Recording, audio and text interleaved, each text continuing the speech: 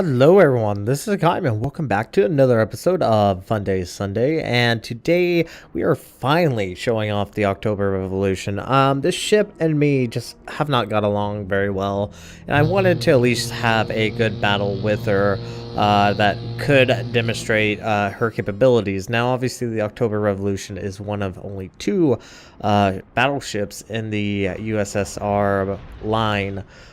So she's one of the rarer, I guess you could say, actually technically the Nikolai, which is the what I would basically associate being the superior of the two battleships.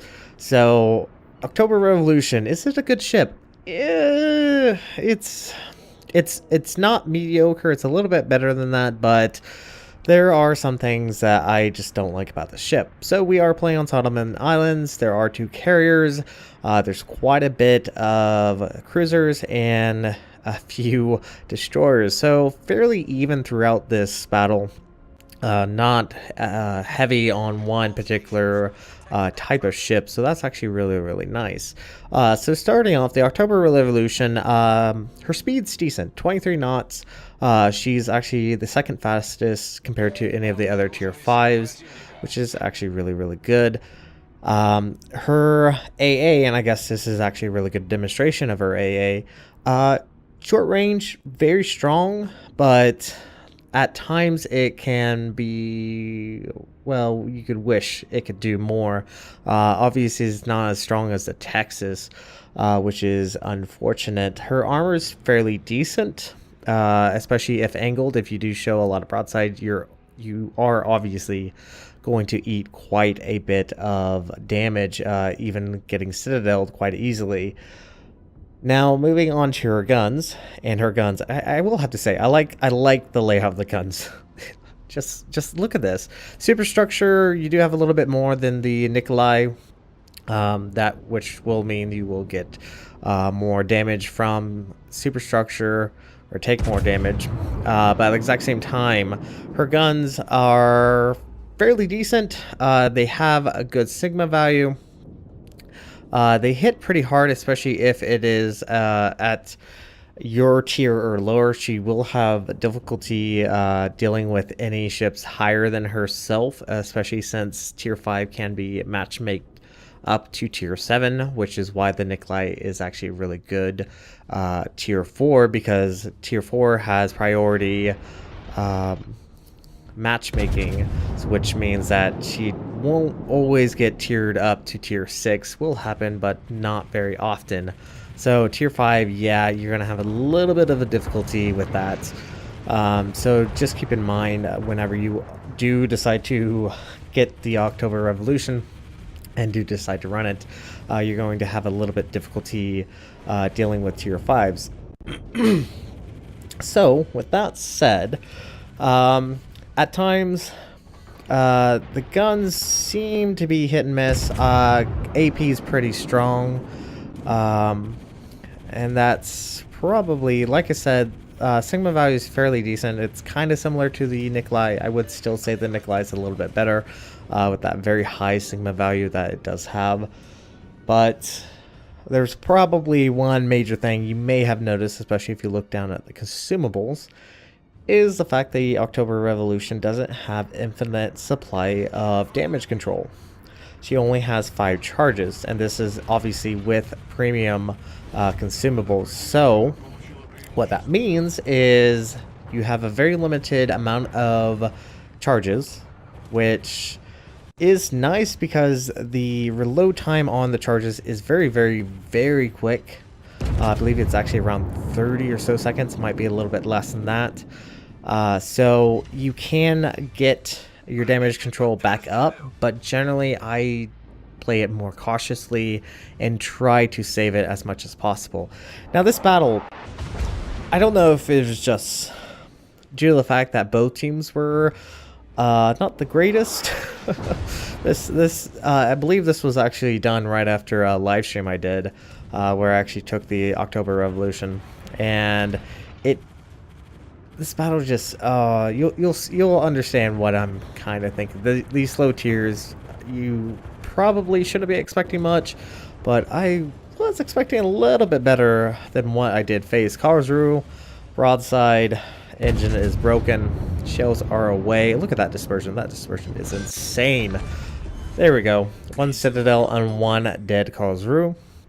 So at the moment, our team is ahead in, well, we were ahead in points, or ships. Now we're actually behind in points, and we are even on ships. So things aren't looking the greatest, but another thing, keep in mind, we have shot down 11 planes already, which is quite impressive, honestly. Keep in mind, these are obviously lower tier carriers. They are obviously going to have much weaker planes. So yes, you are going to shoot down quite a bit of planes compared to what you normally would expect. But we are at least getting good damage on the planes, shooting them down, which is actually helping our own carriers because, well, at the moment, our carriers are in somewhat of a pickle. The western side has almost essentially fallen. I believe there is a battleship separating the 2 destroyers that went that way from our friendly carriers. So, yeah, things could have gone a lot worse, but we'll see how things pan out. And 5 warp pens. Ugh. I was hoping a little bit more there. Langley is very low in health. Unfortunately, he got himself in a very terrible position. Really need to be careful whenever you're playing careful. Be well aware where the enemy teams are. And yes, you need to move around. I'm totally fine with you moving around, but don't move towards where the majority of the enemy team is, because you're gonna have a bad time. Now, this Furataka, as you will see, we are going to have difficulty with him for whatever reason. Just could not get that Citadel that I wanted, but as you can see, obviously is 1 fire, so we are going to be fine. This poor Kuma, well, oh, that's a lot of torpedoes. He does make it through it, but yeah, our team is kind of faltering relatively quickly, which is not particularly what I would like to see. That much is very, very, very true. So things, like I said, could have gone a lot worse, but for whatever reason, the enemy team didn't really push the advantage. So with that all said, thoughts on the October Revolution? It's I really would much rather have the Nikolai, to be perfectly honest. And look at that, no citadels on that broadside for Otaka. Yeah, don't know why. Maybe it was just bad aim.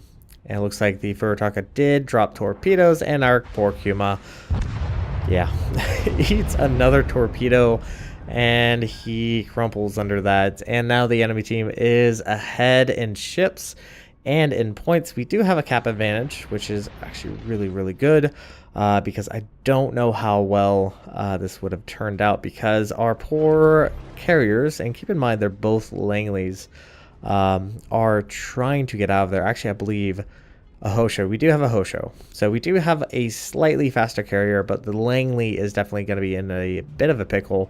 Furataka shows back up, still showing broadside. Yeah, don't really know why. And luckily for him, he gets away with that. Dispersion did not work very well for us. And I don't know. Once again, this battle was just the oddest battle I've seen in a little while. Now, granted, I have been over here at sea, but there's really no point. The October Revolution, yes, is the second fastest battleship at tier 5, but still, you have to be well aware of your situation and your placement. And there we go. Got a decent damage on that Wyoming. So sea is a good option to go with, because obviously there are a few battleships still able to be shot at. And for whatever reason, I actually haven't been shot at that much from any of the battleships. I believe Furataka has been the only one really shooting at us. Don't know why. Now it looks like the enemy Langley is bringing it in its torpedo planes, probably hoping to get some torpedoes off. We'll see how that will go. Now, good thing about the October Revolution, as we just earned Confederate, is its turning circle radius is decent. but this carrier does have me at a slight disadvantage. But it does look like we do have some friendly CV bringing in their fighters. And look at this. We're actually chewing up these tier 4 planes quite readily. I think we should be able to avoid these torpedoes with not too much problem, which is definitely a good thing. I can save my damage control. I actually have not used a single charge in this battle, which is definitely a really good thing because that's going to ensure that we survive for a little bit longer. Alright, Furutaka is now coming back, and the gun placements are actually really decent. There we go.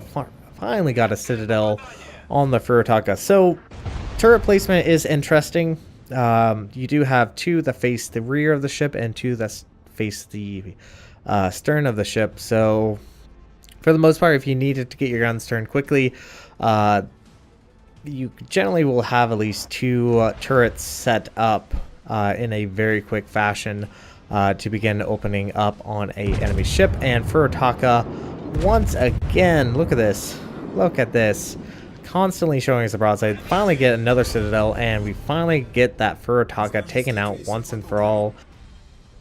Don't know if he's aware that he probably should not be doing that whenever he's facing off against a battleship. Very risky situation. This October Revolution is probably going to go down. Can we actually snipe the kill?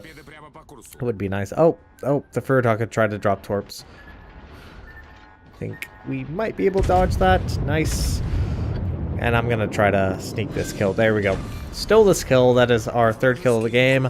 And in all that time, the enemy destroyers have gotten a lot closer to our friendly carriers. All that's left on the enemy team is 2 destroyers, a battleship, and a carrier. On our team, we have 2 battleships and 2 carriers, so not the greatest composition to deal with the destroyers. Now, unfortunately, the destroyers are semi-low health, and they are unfortunately going to be the low-tier destroyers, which does mean they are going to be a little bit more difficult to hit at longer range. And unfortunately, the Isakaze did disappear. But one good thing, I guess, about it is they are solely Isakaze, so they do rely heavily on their torpedoes. Now, our carriers are doing a really fantastic job. High props to them, especially in this battle. They are currently trying to focus down the enemy destroyers that are trying to get over to them. Now, another thing about the October Revolution is the fact that her secondaries is quite lackluster. Do not rely on them at all. They are quite terrible. Quite terrible indeed.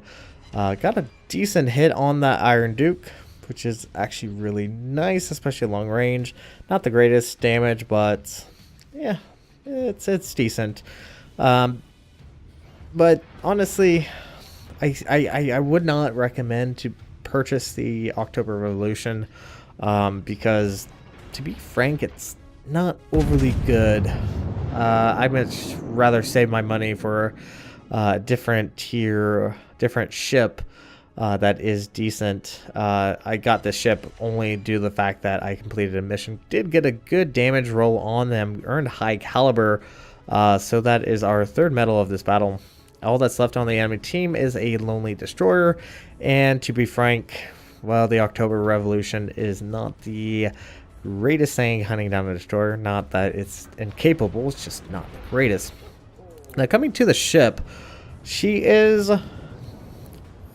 she's not the longest ship, nor is she the squattest, but she is very susceptible to HE for the most part compared to the Nikolai. I would say compared to the Nikolai, obviously she doesn't have the highest amount of superstructure, which does limitate any damage from HE.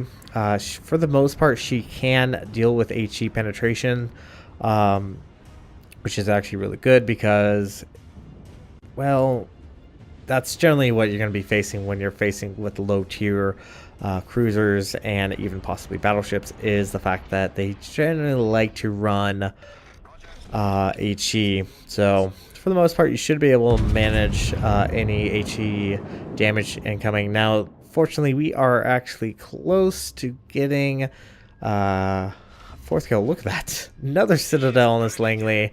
And this Langley is unfortunately going to go down to torpedo planes. We're not going to be able to get our guns turned in time. And that's going to be game. Not a bad game. So, like I said, not a bad battle. Earned devastating strike, Confederate high caliber, 126,853 points of damage, 5 citadels, 3 kills, 5 defended base capture, which is actually really, really nice. Top of the team, basic speed, 2052. You can see the huge difference between ourselves and also the next ship below us. So, kind of felt like a carry, but like I said, the carriers did a really good job maintaining control and helping other ships out. So overall, not a bad game, and this is going to be it for this episode of Funday Sunday. Thank you guys so much for watching. If you like what you saw, hit the like and subscribe button. You guys have a great and fantastic day. Zaijian.